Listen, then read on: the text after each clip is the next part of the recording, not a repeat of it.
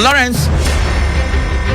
Kami. Rinescue dagiti kameng ti Philippine National Police iti ili ti San Nicolas, MDRRMO ken BFP San Nicolas dagiti 8 a pamilya iti barangay 24 iti nadakamat nga ili namuan awalong individual iti na rescue ken sa 10 kadakwada ket ubing basar iti report ket nagbali na karit daytoy para kadagiti rescuers gaputan na apres iti danom iso nagusarda iti tali apang rescue kadagitoy imbatad ti PNP San Nicolas asigod nga agdanay dagiti pamilya iti barangay 6 San Juan Bautista ngem imakarda iti barangay 24 nagrebkan iti agdama ket adan iti nasayad akan saad dagiti na rescue ken nagsublida iti nagnaedanda iti barangay 6 San Nicolas. Kabayatan na nakatutok iti grupo ti MDRRMO San Nicolas, PNP San Nicolas ken iti biyang iti BFP kadagiti lalayo sa lugar ditoy nadakamat nga ili. Para iti IFM News, ay Dolores Corpus Martinez, tatak RM